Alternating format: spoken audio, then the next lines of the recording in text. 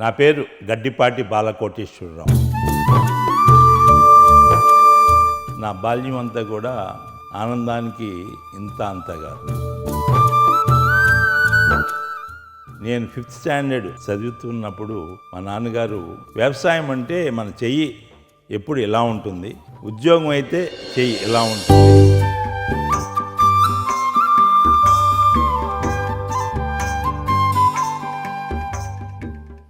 Icon talks స్వాగతం, సుస్వాగతం. ఓషధిభ్యో నమః. ప్రకృతి మాతకు నీరాజనం. బాల్యం, కౌమార్యం ఈ రెండింటి గురించి ముందు మాట్లాడుకుందాం. నా పేరు Gaddipati Balakoteswararao, doctor GBK Rao, Pragati green Meadows and resorts limited. Pragati resorts అనే దాన్ని ఈరోజు ప్రగతి సుధామాగా మార్చాము. ముందు మనం నా బాల్యం ఒక నల్లూరిపాలెం అనే గుంటూరు డిస్టిక్, ఆంధ్రప్రదేశ్. నా అదృష్టం మా నాన్నగారు గడ్డిపాటి రాఘవయ్య, తల్లి సరోజిని. నేను పెద్ద కొడుకుని. నాకు 2 తమ్ముళ్ళు, 2 చెల్లెళ్ళు. నా బాల్యం అంతా కూడా ఆనందానికి ఇంత అంత కాదు.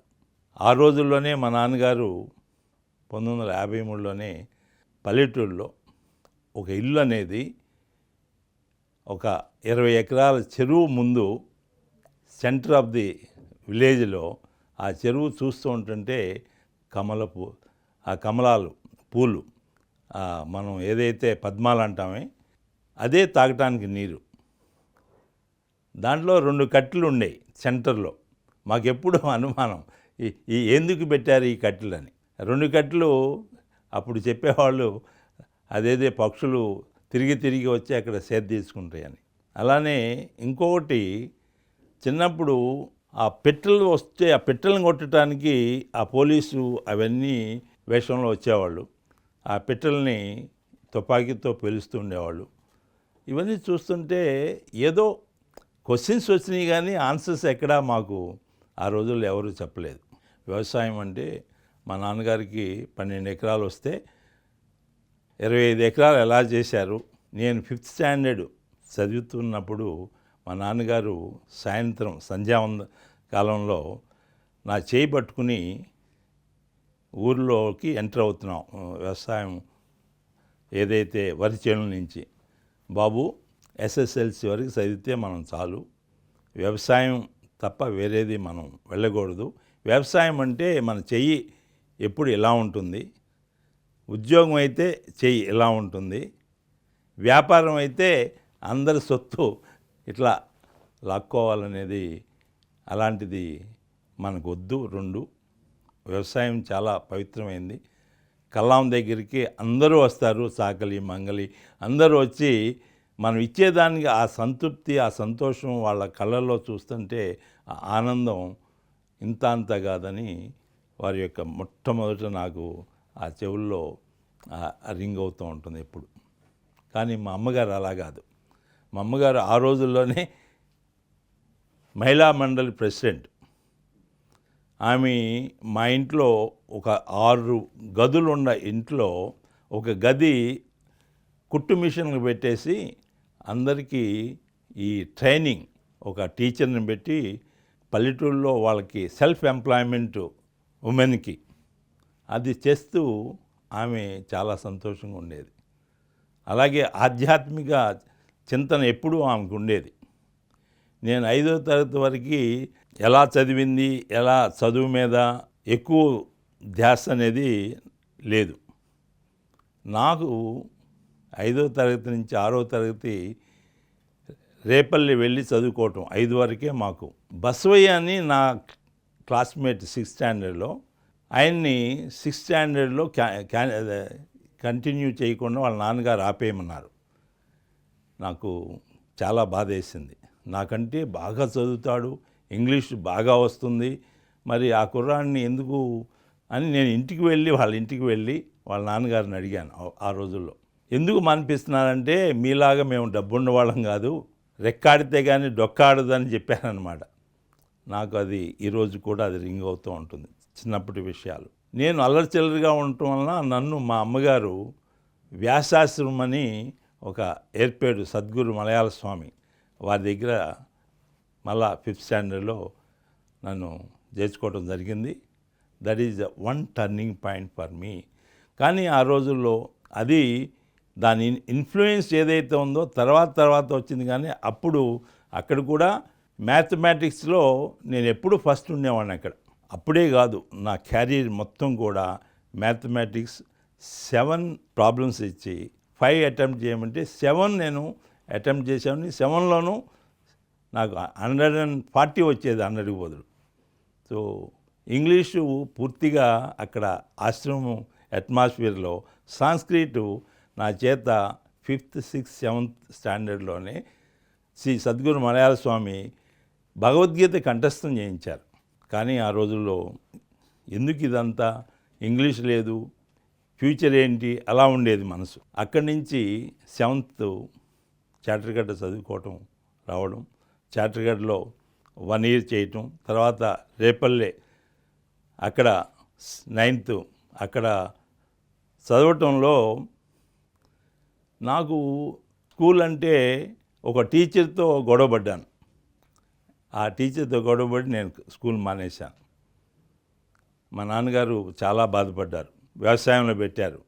వ్యవసాయంలో గడ్డి మోపులు కూడా నా చేత మళ్ళా తిరిగి చదువుకు పంపించాలని బరువైన గడ్డి మోపులు వేసేవారు. మా పెదనాన్నగారు గడ్డిపాటి కోటేశ్వరరావు గారు, Navayuga hotel, Guntur.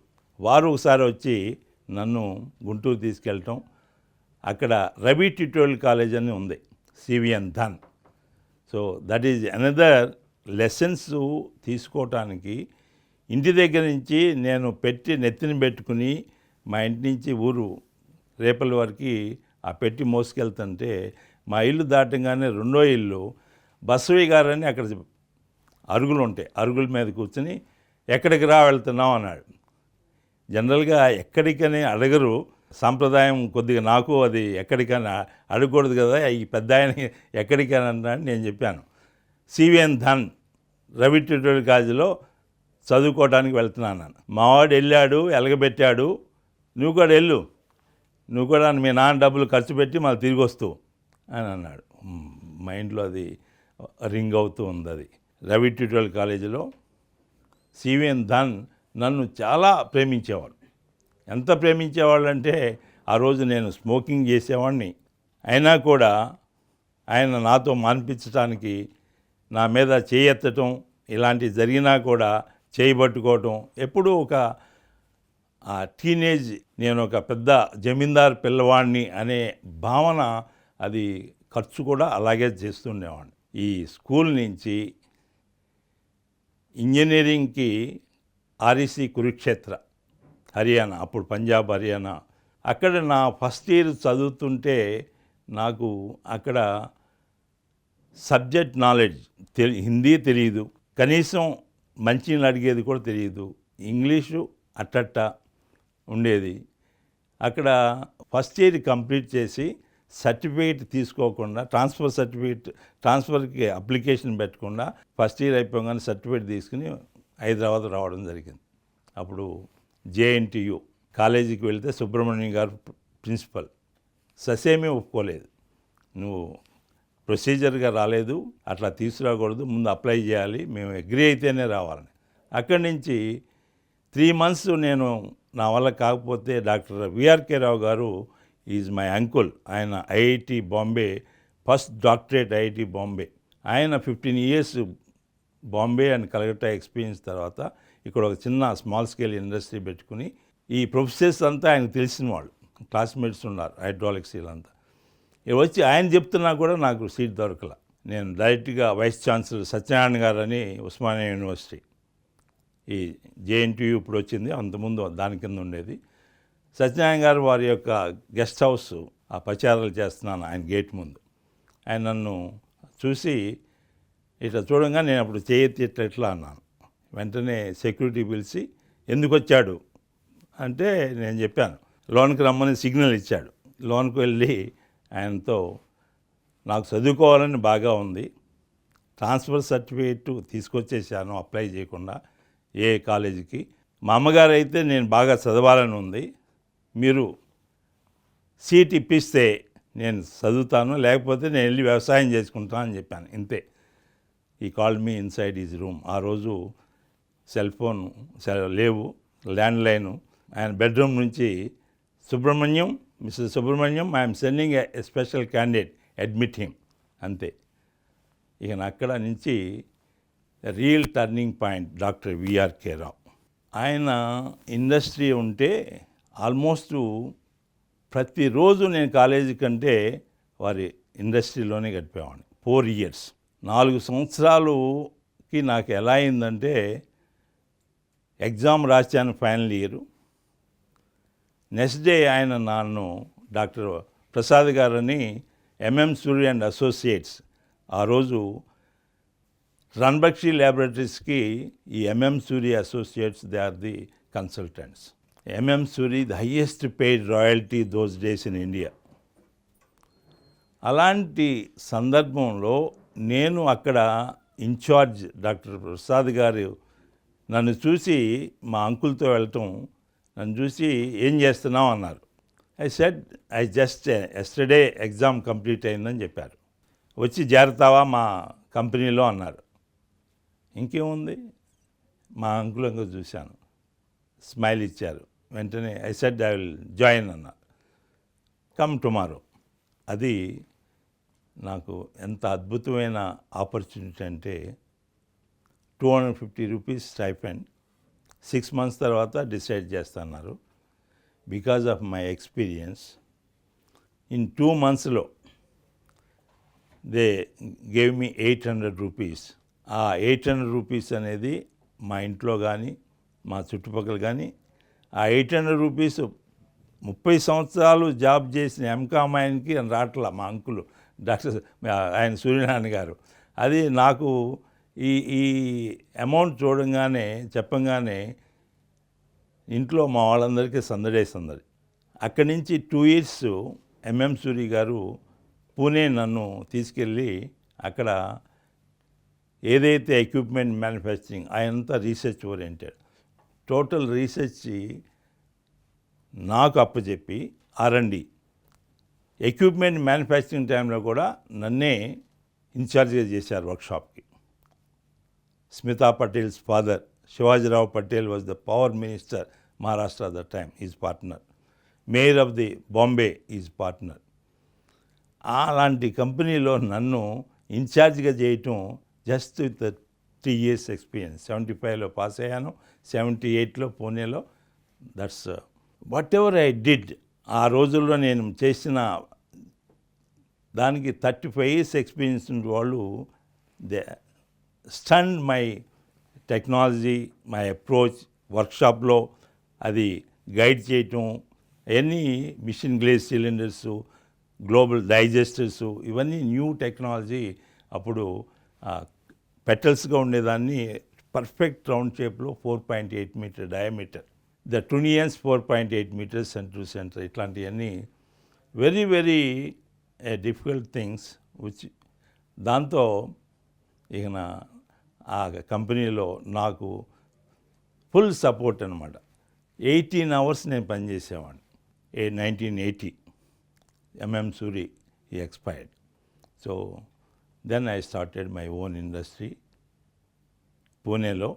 Punjab national bank ఎవరైతే న్యూ ఎంటర్ప్రెన్యూర్స్ వాళ్ళందరికీ ఒక మేళాలాగా పెట్టి, ఒక 50 న్యూ ఎంటర్ప్రెన్యూర్స్కి applications across the table loan sanction. ఆ 50 గ్రూప్లో ఫస్ట్ అనౌన్స్డ్ ఆ రోజు మెక్ఫాబ్ ఇంజనీరింగ్ అని పెట్టుకున్న దాన్ని. First approval 2,25,000 the loan. When I started with that loan, 50,000 rupees ఇయర్కి ఫస్ట్ ఇయర్ వస్తే చాలా అద్భుతం అనుకుంటే 3.5 lakhs చేయటం జరిగింది టర్న్ ఓవర్.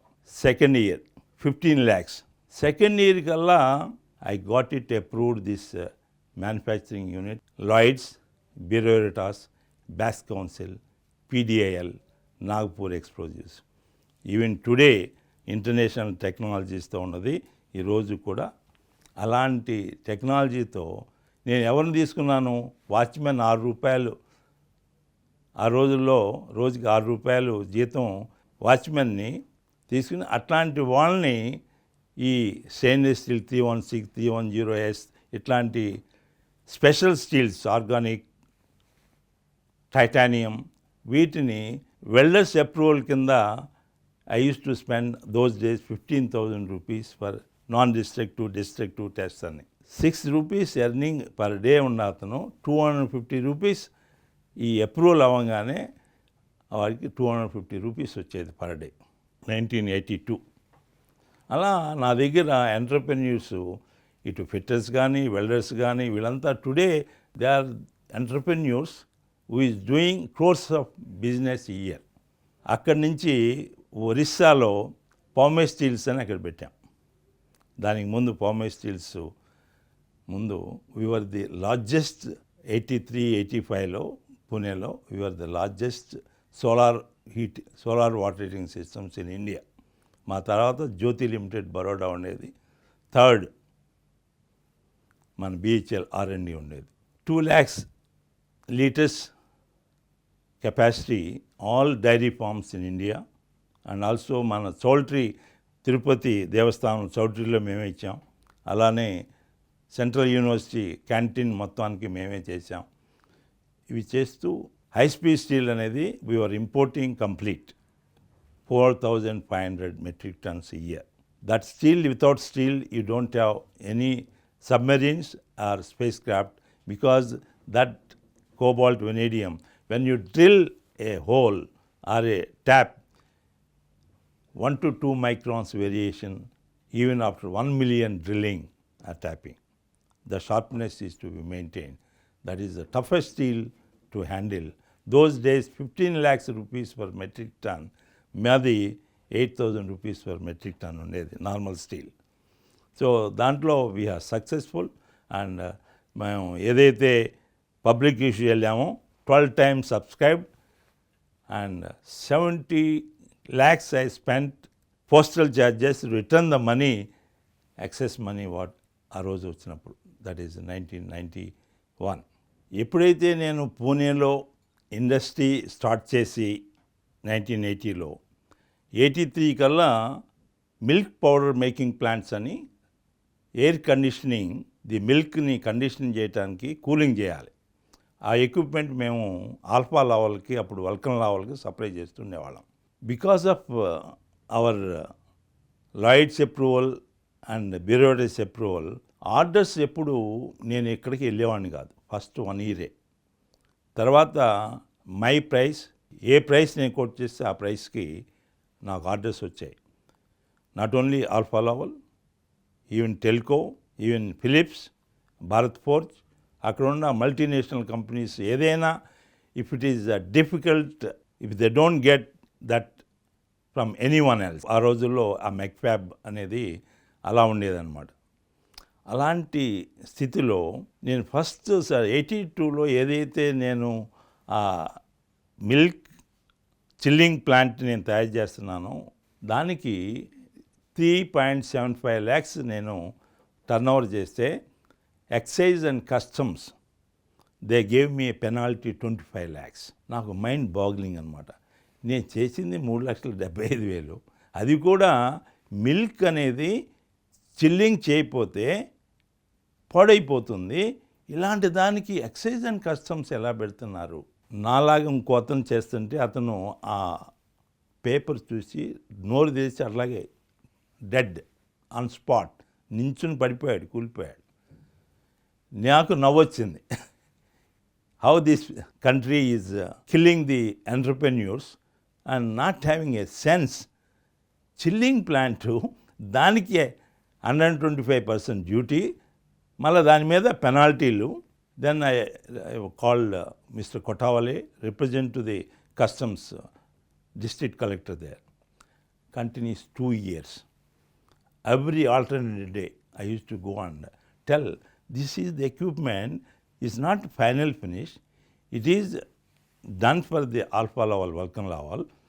అక్కడ ఫినిష్ చేస్తారు. దీనికి ఇన్లెట్ అమోనియా లేదు, ఇన్లెట్ వాటర్ లేదు, అవుట్లెట్ లేవు, ఇవన్నీ ఫైనల్గా అక్కడ చేస్తారు అని చెప్పి ఫైనల్గా ఈ said there is no fault of McFab engineering works. It should be charged Vulcan Laval. రెండోది మైండ్ బాగ్లింగ్. అప్పుడు నేను ఇక్కడ డిఆర్డిఎల్, డిఎంఆర్ఎల్ ఈ అన్నీ నేను I use to go and see the latest equipment whatever is happening. నేను ఇక్కడ చూస్తే మా దగ్గర జస్ట్ 35,000తో ఉన్న మిషనరీ ఏదైతే రోలింగ్ మిల్ కానీ, టర్నింగ్ మిషన్ కానీ, ప్లేనర్ కానీ సింపుల్గా ఉండేవి. ఇక్కడ 30 lakhs 50 lakhs ఈచ్ ఎక్విప్మెంట్ వాటి మీద పనిచేస్తుంది. Hardly computerise everything operator, but no operator there because everyone joins and they leave other country. ఇక్కడ ఎవరు ఉంటారు? ఒకే మిషన్ మీద మేము ఇద్దరితో పనిచేస్తే ఇక్కడ 10 మంది ఉంటారు. Fully skill, semi skill, helpers, supervisor, ఒక్కొక్క మిషన్ అనమాట. దాంట్లో ప్రొడ్యూస్ చేసేది మేము. అది ఒక్క మిషన్ మీద మేము 1 lakh మేము ప్రాఫిట్ పొందుతుంటే ఈ మిషన్ మీద not even 10,000 they produce and such over heads. అలాంటివి ట్రైనింగ్కి ఎందుకు పిలవరు? ఎందుకు స్కిల్ డెవలప్మెంటు మీరు చేయరు? పబ్లిక్ని ఎందుకు పబ్లిక్కి ఐఐటి చదివిన వాళ్ళు కానీ, ఇంజనీర్స్ కానీ వీళ్ళందరికీ ట్రైనింగ్ ఎందుకు ఇవ్వరు? అసలు ఇంజనీర్స్ ఎందుకు ఉండాలి? మన ఇండియాలో సైంటిస్ట్ ఎందుకు ఉండాలి? ఇంజనీర్స్ ఎందుకు ఉండాలి? ఇంత నంబరు, ఇంతమంది దేనికోసం? ఇక్కడ వీళ్ళు చదివిన దాంట్లో ఇట్ ఈజ్ ఆల్మోస్ట్ FE=MA అనేది కూడా అప్లికేషన్ కానీ ఈ చదువులు దేనికనేది నాకు అప్పుడే మనసు తెలుస్తూ ఉండేది. It's a wasting our education system without skill development. అదే కానీ స్కిల్ డెవలప్మెంటు వర్క్షాప్లో ట్రైనింగ్ ఇచ్చినట్టయితే ఇండియా ఈరోజు అద్భుతమైన స్టేజ్లో ఉండేది. వేస్టెడ్ ఆల్ అవర్ ఈ టైప్ ఆఫ్ వితౌట్ స్కిల్ అనేది నాకు. అందువలన స్కిల్ డెవలప్మెంట్ మీద I use to do a lot whichever they field, either fitter or welder. That's I shown it. ₹6 earn చేసేవాడు 300 రూపాయలు ఎర్న్ చేసేది విత్ స్కిల్. అది masonry అవ్వచ్చు, ప్లంబింగ్ అవ్వచ్చు, దాని ఏదైనా సరే, కార్పెంటరీ అవ్వచ్చు. ఇలాంటి ఆ రోజుల్లో 82లో నాకు అది ఫోకస్డ్ అయింది. అప్పటి నుంచి గవర్నమెంట్తో నాకు మంచి అనుభవం వచ్చింది. 1991లో my equipment long forging machine, అది 12.5 crores custom duty. 1 equipment 12.5 crores custom డ్యూటీకి నేను చెక్ ఇచ్చి అది రిలీజ్ చేసుకోవడానికి పంపిస్తే ఆ డిస్ట్రిక్ట్ కలెక్టర్, అక్కడ custom collector, he ask to pay 1.25 crore more. A L Sharma my general మేనేజర్కి చెప్పింది అక్కడ. ఇమీడియట్గా దేనికి 1.25 crore అంటే we use to charge, but your tariff is not there. They have to have a tariff in that is to be mentioned. This is a limited company. How can we pay? Then I just requested our A.L. Sharma, take that DD. We'll give you with 1.25 అని. Then I went to Delhi, where the Reddy గారు అక్కడ ఉండేవారు. BR Reddy గారు అని customs and excise chairman ఆయన దగ్గరికి వెళ్తే ఆయన 19 రోజులు తెప్పించుకొని చివరికి చేతులు ఎత్తేస్తున్నాడు అన్ని చోట్ల. నేను అడిగింది ఏం లేదు, ఇదే ఛార్జెస్ ఎక్కడన్నా జరుగుతున్నాయా? వై బాంబేలోనే జరుగుతుంది, మెడ్రాస్లో కనుక్కోండి, కలకట్టా కనుక్కోండి అంటే 19 days తర్వాత నేను I said I know how to handle అని. లేకపోతే భుజం తట్టి కూర్చోబెట్టి దాన్ని ఈ కాల్డ్ 4th క్వశ్చన్ వాళ్ళని అడిగారు. ముగ్గురు అడిగితే వాళ్ళు ఛార్జ్ చేయట్లేదన్నారు. 4th అతను దానివల్ల ఆపాడు. క్వశ్చన్ వాళ్ళు కూడా చెప్పారు, no we are not charging. Then immediately he given a clearance that equipment without any 1.25 crores charge చేయకుండా ఆయన ఇస్తే ఆనంద్ అని ఢిల్లీలో ఆయన అబ్జెక్ట్ చేశాడు. Then I went to Delhi, spend 2 months. Mean టైంలో నేను ఈ ఎక్విప్మెంట్కి ఇంపోర్ట్ ఎక్స్పోర్ట్ లైసెన్స్లో ఇది long forging machine Bofors guns చేస్తుంది. బోఫర్ గన్స్ 40 feet లాంగ్. Because our cobalt vanadium steel scrap produce కాకూడదు ఫోర్జింగ్ చేసినాక టర్నింగ్లో. ఇట్లో scrap waste is highly, that is cobalt steel అంటే ఆ రోజుల్లోనే 15 lakhs rupees per metric ton ఉండేది వేస్ట్ కాకుండా ఉండాలి. అందువల్ల ఇట్లాంటి ఫోర్జింగ్ మిషన్స్కి అలౌడ్ పేరా 197 అనే దాంట్లో 25% duty, otherwise this 125% duty. When I applied they rejected. ఈ ఆనంద్ ఈ అబ్జెక్షన్స్ వల్ల నేను I went to D R Mehta. He was the election this import export లైసెన్స్కి ఈ వాజ్ చైర్మన్. నేను వెళ్ళి రిక్వెస్ట్ చేశాను. 7 days license required to meet him. 7 days మనం wait చేయాలి. వెళ్ళి కలిస్తే my file is rejected, I want to get it open చెప్తే, once the file is closed, how dare you can ask to open it again. I said this long forging machine ఇండియాలో ఇది 3rd is coming. రష్యాలో 1200, అమెరికాలో 1100, ఇట్లా కంట్రీస్లో నుండి ఇట్లాంటి machine కోసం 197 పేరా మీరు ఇచ్చింది. This requires only 2 people and it saves so much. For that you have given అంటే దెన్ ఈ అండర్స్టూడ్. ఈ called 14 secretaries of the cabinet that rank that those secretaries like Geeta Krishnan, Ahluwalia, where the finance, revenue, every field of DGTD, 14 secretaries. I was sitting in front of them. One by one they are asking. I was telling this is the answers. Then D.R. Mehta got up and said, such equipment, how you rejected? How you rejected? Then everyone just kept their mum, kept their, just there are no answer with them. You imagine 12.5 crore machine, the duty which I given DD, it's 4.5 crore. I paid only 4.5 crore. But the thing is, it took 2 years time. What about my such a 70 crores plant is holding for 2 years just for this reason. Another thing is, because that is kept 2 years, the demurrage charges has become much more money again. What I mean to say, ఈ రోజు మనం ఒక ఎంటర్ప్రెన్యూర్గా ఇండియాలో కావాలంటే గిగాంటిక్ task, no meaning in their laws and procedures. Even today, India is losing because of ignorance. ప్రతి నెల మేము 5 కోట్లు ఎక్స్పోర్ట్ చేసేవాళ్ళం ఇండియా కావాల్సిన దానికంటే. అప్పుడు నాకు ఒక మంచి గురువు దొరికారు. ఆయన ఏంటంటే ఈ పొల్యూషన్ గురించి, ఎన్విరాన్మెంట్ గురించి ఆయన నాకు పంచభూతాలు ఏ విధంగా, soil pollution, water pollution, air pollution, శబ్ద కాలుష్యం, ఓజోన్ పంచరు, ఇట్లా మనం ఈ గ్లోబల్ వార్మింగ్ ఇవన్నీ కూడా అప్పుడు ఈ ఇండస్ట్రీ ఉన్నప్పుడు దట్ ఈజ్ మై, ఆ రోజు అనుకుంది ఈ ఇండస్ట్రీస్ ఇంత ఇదిగా చేసే ప్రతి దానికి అడ్డంకులు బాగా ఎక్కువ అవుతున్నాయి. ఈరోజు ప్రతిదీ అడల్ట్రేషన్ వస్తుంది. ఈ భూమాత నిజంగా బరువుతో కుంగిపోతుంది, ఆరోగ్యాలు పోతున్నాయి. వ్యవసాయంలో పండించేది రైసు, అది బియ్యం అనేది ఎక్సెస్ అవుతుంది. అసలు ఆహారంలో మనం మార్పులు ఎలా వచ్చినాయి, మన డైరెక్షన్ పూర్తిగా మారింది, మన యొక్క మార్గమే మార్చేసింది. 93లో బయటికి రావటం, ఒక లోగో తీసుకున్నాను, 5 elements లోగో.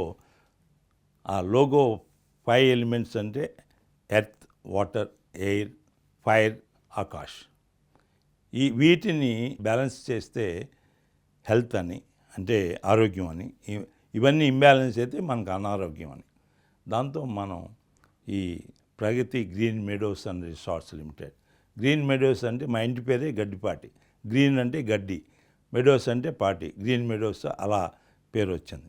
ఎప్పుడైతే నేను ఇది చేయాలనుకున్నానో పొల్యూషన్ నుంచి బయటికి రావడానికి, నేను ఒక వ్యవసాయదారుడుగా మా నాన్నగారి కోరిక, వారు చనిపోయారు అప్పుడు 93లోనే. అది చనిపోయినప్పుడే నాకు చనిపోయినాక ఈ థాట్ వచ్చింది. ఈ వ్యవసాయం అనేది వారు చెప్పింది మనం వెళ్దాం, త్రూ వ్యవసాయం ద్వారానే మనం ఈ కాలుష్యాన్ని పోగొట్టగలం. దీనికి ముందు ఏ కంట్రీ బాగుంది ఈ వ్యవసాయంలో అని తలుచుకుని ఇజ్రాయెల్ వెళ్ళటం జరిగింది. 15 డేస్ 15 రోజులు ఇజ్రాయెల్లో ఉండి అక్కడ వేస్ట్ ల్యాండ్స్, ఎందుకు పనికిరాని ల్యాండ్స్, వర్షాలు ఉండవు, డెడ్ సీ ఒకటే ఉంది. వాళ్ళు నంబర్ 1 మన ప్రపంచానికి వాళ్ళు ఒక మార్గదర్శకంగా కనిపించారు.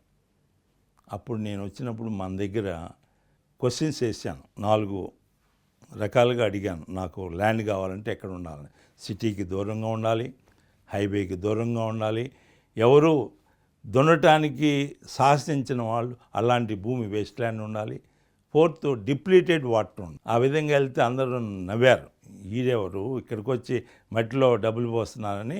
ఒక మా భార్య తప్పనించి ఇంక్లూడింగ్ మా మదర్ కూడా ప్రతి ఒక్కరూ దీన్ని ఏ విధంగా వీడు అక్కడ సక్సెస్ అవుతాడు, ఏ విధంగా ముందుకు వెళ్తాడు, డబ్బంతా అక్కడే పోతుందనే వాదనలో నాకు మిత్రుల దగ్గర నుంచి అందరి దగ్గర నుంచి వచ్చింది. అయినా కూడా అక్కడ మొదలుపెట్టి వితిన్ 6 నెలల లోపల మనం అక్కడ ఈ మెడిసినల్ ప్లాంట్స్ కానీ, ఇక్కడ మనం ఏదైతే వనాలు అంటున్నామే, మన దేనికి సంబంధించిన వనాలంటే ఇవన్నీ కూడా యజ్ఞానికి సంబంధించిన వనమూలికలు మనకి అరుదైపోయి, యజ్ఞానికి కావాల్సిన వనమూలికలే మన ఆరోగ్యాన్ని బాగు చేస్తాయి. ఈ వనమూలికలే మన నీరు అమృతంగా చేస్తుంది. ఈ వనమూలికలే అన్నిటికీ ఆధారం. ఇండివిజువల్గా తీసుకోవచ్చు, ఎవరికి వారు దాన్ని వాడుకోవచ్చు.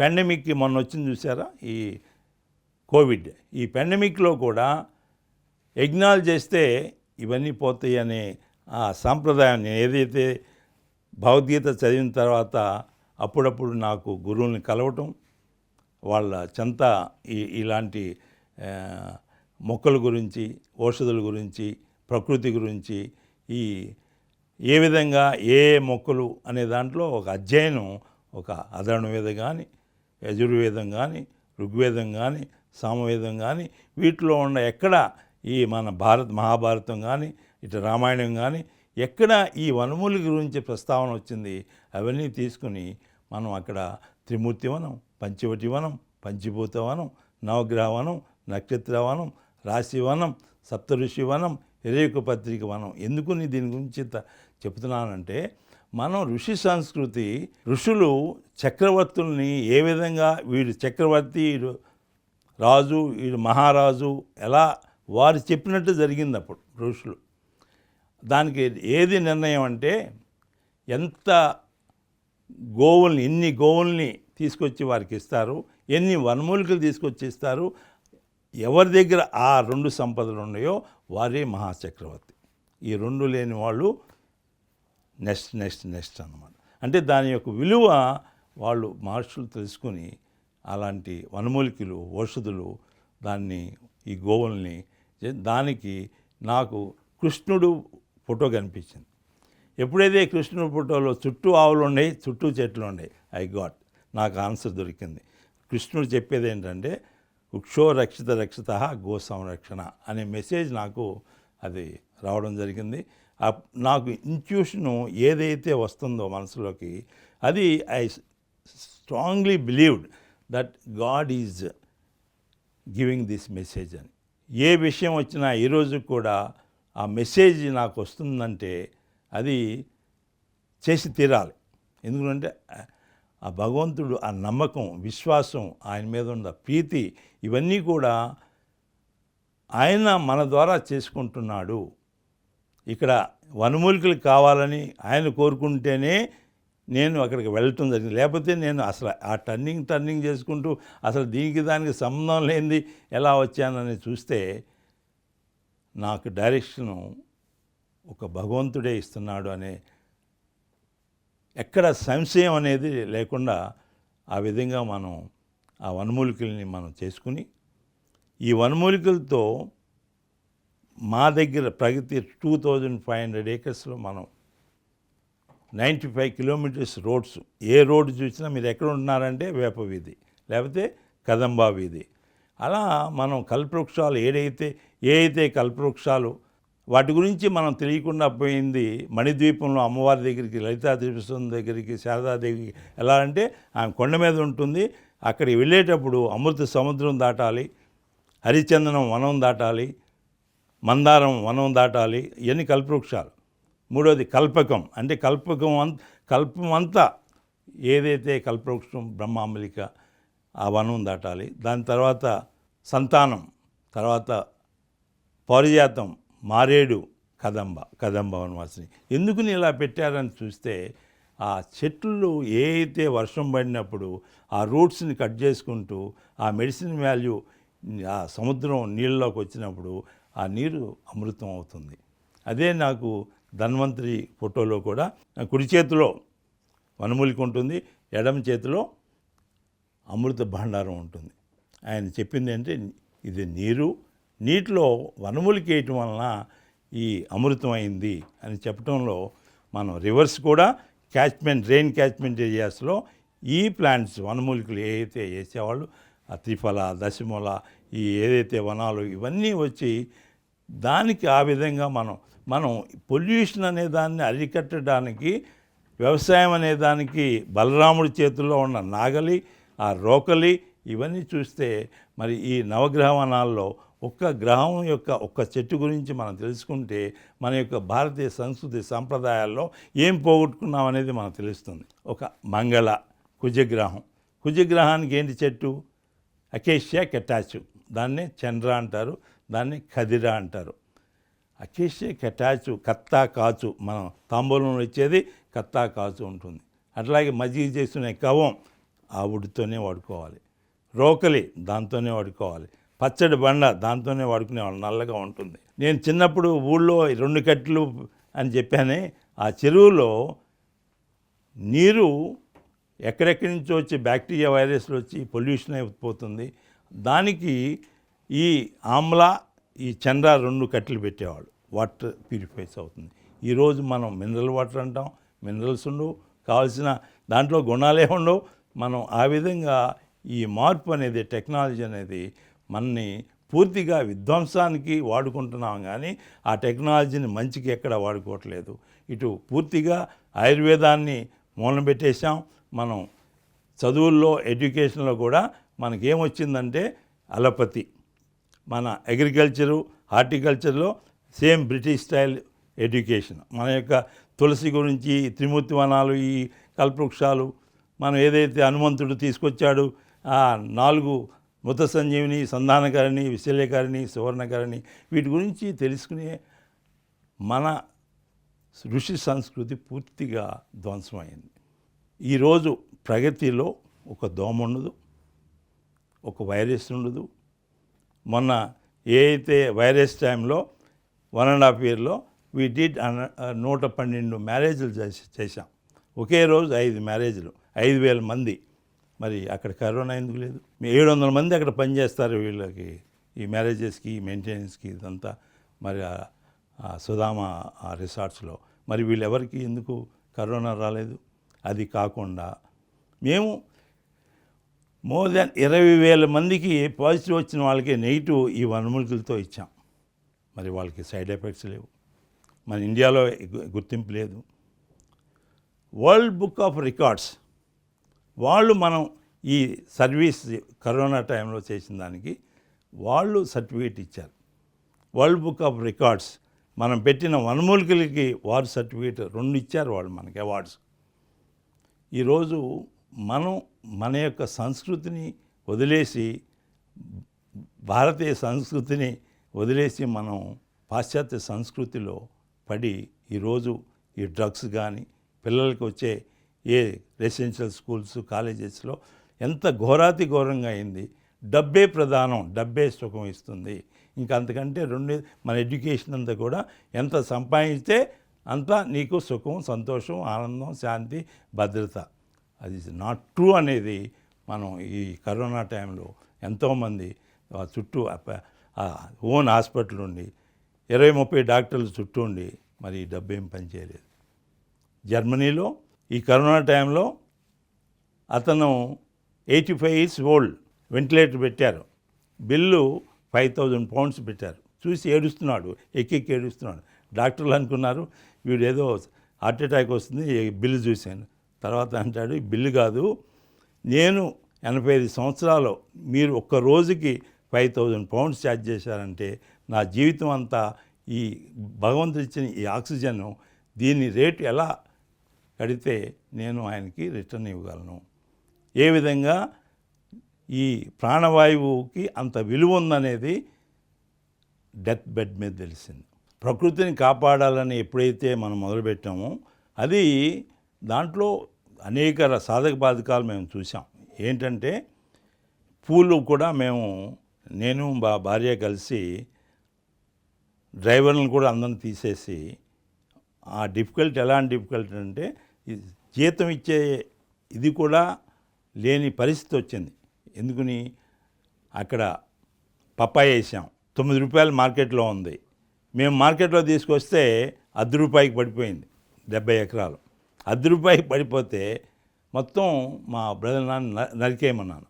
వాడు నిజంగా నరికేశాడు.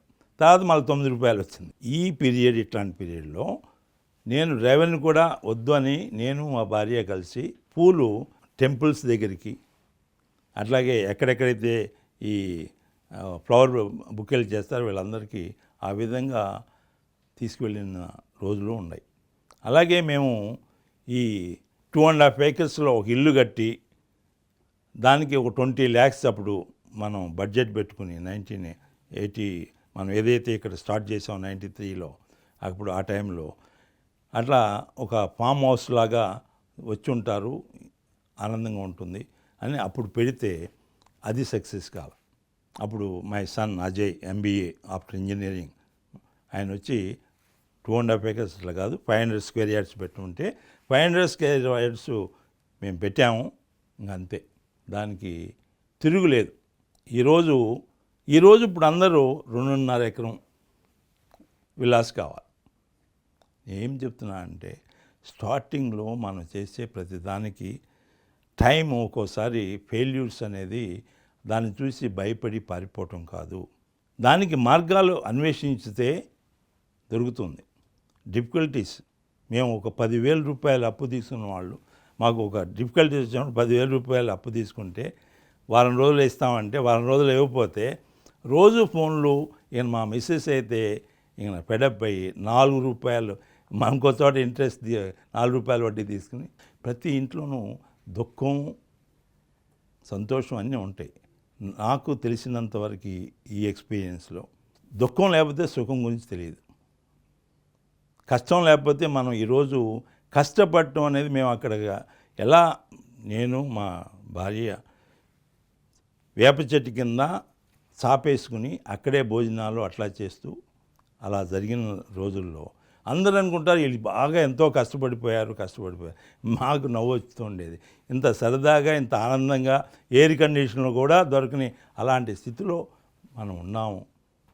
ఈ విధంగా డే టు డే ఇవి చూస్తూ ఒకరోజు COP11, మొన్న ఇప్పుడు జరిగింది COP26 క్లైమేట్ చేంజ్, అహ్మద్ జోగల్ఫ్ ఎయిర్పోర్ట్ నుంచి మన బయోడైవర్సిటీ చైర్మన్ని ఇంకా చీఫ్ కన్జర్వేటర్ ఆఫీస్ అందరం తీసుకుని ఎయిర్పోర్ట్ నుంచి డైరెక్ట్గా మా దగ్గరికి వచ్చారు. 2011 7 hours he was continuously walking, breakfast lunch కూడా ఆ చెట్ల కిందే. Why he came? 1 year ముందు డిసైడ్ చేయడానికి బయోడైవర్సిటీ అనే దాన్ని బాంబేలోనా, ఢిల్లీలోనా, హైదరాబాద్లోనా అని వచ్చారు. ఇది చూసి 35 years ఈజ్ ఎక్స్పీరియన్స్ ఇన్ ఎన్విరాన్మెంట్లో ఆయన నా భుజం తట్టి ఏం చెప్తున్నారంటే, మిస్టర్ రావు, ఈ రోజు వరకు నేనే నంబర్ 1 ఈ ప్లానెట్ మీద ఈ ఎన్విరాన్మెంట్ గురించి, బయోడైవర్సిటీ గురించి తెలిసిన వాడిని అనుకున్నాను. ఇది చూసినాక నా భుజం తట్టి అంటాడు, నాకు తెలిసింది ఒక 10%, అది కూడా థియరీ, మీరు మొత్తం చేసి బయోడైవర్సిటీ ఒక మ్యాన్మేడ్ బయోడైవర్సిటీ చేశారు. వీఆర్ గోయింగ్ టు స్పెండ్, అంటే ఆయన చెప్పిన ఇంగ్లీష్, 6,000 కోట్లు మేము ఖర్చు పెడుతున్నాం ఈ కాన్ఫరెన్స్కి. 19 days ప్రోగ్రామ్, 6,000 కోట్లు మేము ఖర్చు పెడుతున్నాం. ఎక్కడైతే ఏ స్టేట్ అయితే ఉంటుందో వాళ్ళు 500 crores ఖర్చు పెడతారు. ఇలాంటి project to showcase your pragati, we బ్రింగింగ్ 195 countries, 650 mayors of the world.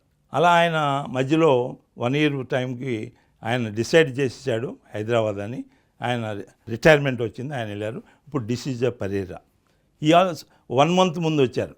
వచ్చి డైరెక్ట్గా ఎయిర్పోర్ట్ నుంచి మన దగ్గరికి వచ్చి ఈ మేడ్ మీ 6 sessions 19 daysలో how we have made man made biodiversity. మనం చేస్తూ పోతుంటే రికగ్నిషన్ అనేది international recognition. The best awards they give me ఏంటి, గోల్డ్ దగ్గర నుంచి బయోడైవర్సిటీ అవార్డ్స్ నాతో పాటుగా ఇంకా 3 ఇచ్చారు. ఆ 3 నా పక్కన ఉండే కూర్చుని, ముగ్గురికి ఎలా వచ్చిందంటే, ఒక ఆయన అంటాడు మీ దాంట్లో నేను ఫామ్ హౌస్ కట్టుకున్నాను, మీ మొక్కలన్నీ తీసుకెళ్ళి నేను కాలనీ చేశాను, నాకు వచ్చింది. రెండో అతను అంటాడు, మీ ఆవుల్ని మీ ఏ అయితే మొక్కలు ఇవన్నీ నేను తీసుకెళ్ళి నా కాలనీ చేస్తే నాకు అందుకు ఇచ్చారని. మూడో అతను సేమ్. అంటే నేను అనేది ఏంటంటే is a model. We should become a model to others. మన ఒంగోలు జాతి బ్రెజిల్లో 80% ఉంది. వాళ్ళు ఇక్కడ ఒంగోలు జాతిని హైదరాబాదులో అవార్డ్స్కి పెట్టారు. మన ఒంగోలు జాతికి బ్రెజిల్ 18 అవార్డ్స్ వచ్చినాయి. కెనడా మన ఒంగోలు జాతికి 5 అవార్డ్స్ వచ్చినాయి. అదే మన ఇండియన్ 3కే వచ్చింది. దాంట్లో ప్రగతికి ద నంది అవార్డు వచ్చింది. మీరు అవార్డ్స్ అంటే మీరు చూడండి, ప్రగతికి almost international, even doctorates. We have patents మా దగ్గర ఉన్నాయి. ధ్వజస్తంభానికి ఏదైతే వాడతామో మాంసరోహిణి, అది మస్కులర్ డిస్ట్రఫీకి that is the first. There is no medicine in the world till today, but that is దాని నుంచి ఏదైతే కషాయం తీసుకుంటామో దట్ ఆ మజిల్ టోనింగ్ అవుతుంది. డయాబెటీస్ మీద మనకి పేటెంట్ తీసుకున్నాం. ఇలాంటివి ఈరోజు ఏదైతే మనకి కావాలి, ప్రతి ఇంట్లో ప్రతి చోట కాంక్రీట్ జంగిల్ అవుతుంటే మాకు స్పేస్ లేదు, మొక్కలు పెట్టుకోవడానికి స్పేస్ లేదంటారు. We say that will create square foot gardening, vertical gardening, hanging gardening, roof gardening. You come, will show you how to do it. Even pot gardening. The will, if there is a will there is a వే.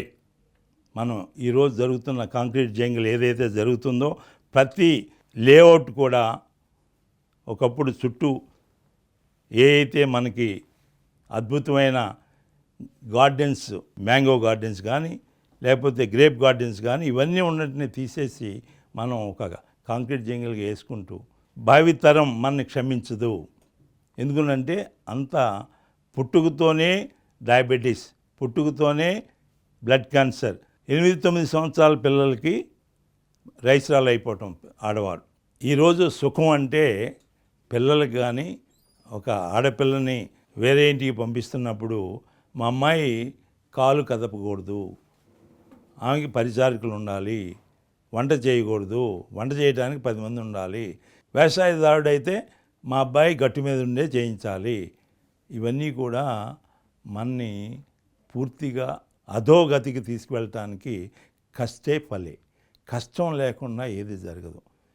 ఇన్ని invention జరిగినా, Benz car వచ్చినా, airplane వచ్చినా, space craft వచ్చినా, submarine వచ్చినా, ఎంత మనసు తపస్సు చేస్తే వచ్చినాయి ఇవన్నీ. కుర్చీ మీద కూర్చుంటే చాలు, ఏసీలో ఉండాలి, ఏ పని చేయకూడదు, ఏ ఆలోచన, ఇట్లాంటి దుస్థితి మనం తీసుకురావటం వలన మన యూత్, ఇండియాలో ఇంత యూత్ ప్రపంచంలో ఎక్కడా లేనిది, దే బికమ్ బర్డెన్. నేను ఇందాక చెప్పినట్టుగా స్కిల్లు డెవలప్మెంటు దానికి కష్టపడాలి. బలరాముడు పేరు చెప్పింది అందుకే, రోకలి నాగలి. ఈ రెండు అంత ఆయనకి బలం వచ్చిందంటే ఈ రెండు అలాంటి కష్టం ఉండాలి, కష్టం చేయాలి, బాడీకి ఎక్సర్సైజ్ ఉండాలి. ఏ ప్రొఫెషన్ అయినా ఆ ప్రొఫెషన్కి తగ్గట్టుగా మనం చక్కగా రాబోయే తరం వారికి వాళ్ళు కష్టపడేటట్టు చేయాలి. అప్పుడే దాంట్లో ఆరోగ్యం, ఆనందం కూడా. సుఖం ఉందంటే దుఃఖం మళ్ళీ వస్తుంది, దుఃఖం వచ్చిందంటే మళ్ళీ సుఖం వస్తుంది. కానీ సుఖ దుఃఖాలకి మనలో ఒక పవిత్రత, ప్యూరిటీ, ఋషులు చెప్పిన దాని మీద అంటే వేదాలు, ఉపనిషత్తులు, వీటి మీద నమ్మకం, వాటిని పాటించాలి. కానీ ఇక్కడ టీవీల్లో చెప్పే వాటిని పట్టుకుని మనం అధోగతి పాలవుతున్నాం. వనమూలికలు మనం 900 పైన వెరైటీసు మనం ఇది ప్రపంచంలో only one place, I proudly say, నేను గర్వంగా చెప్పుకుంటున్నాను. ఇక్కడ ఇవన్నీ కూడా ఎండేంజర్డ్ ప్లాంట్స్.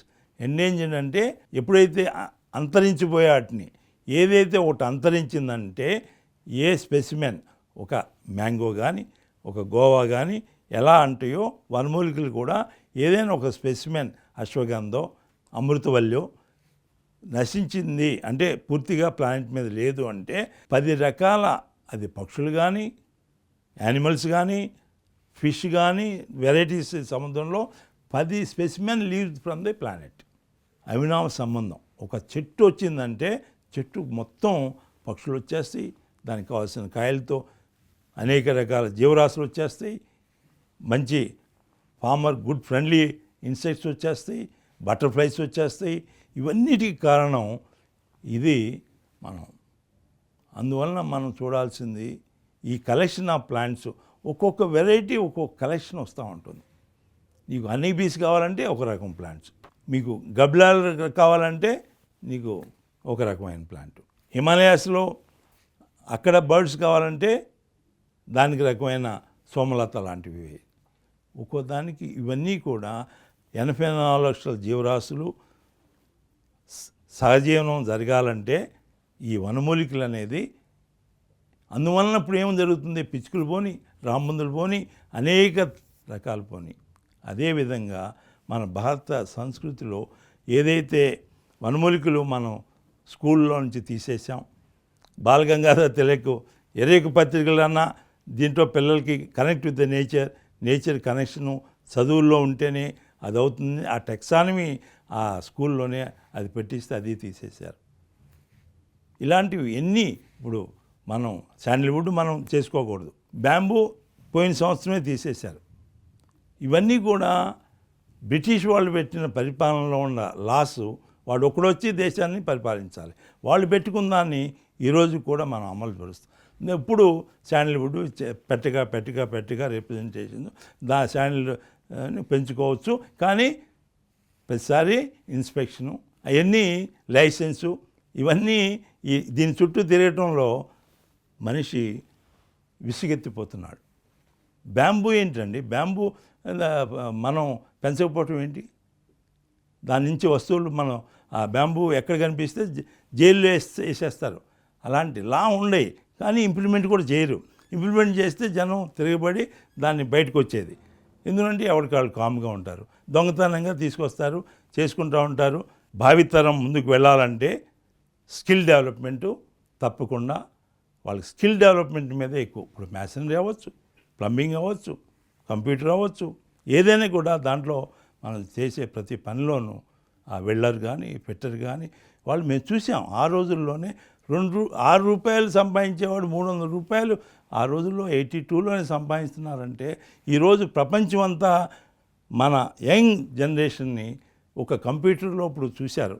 కానీ that is not that, there is so many other skills.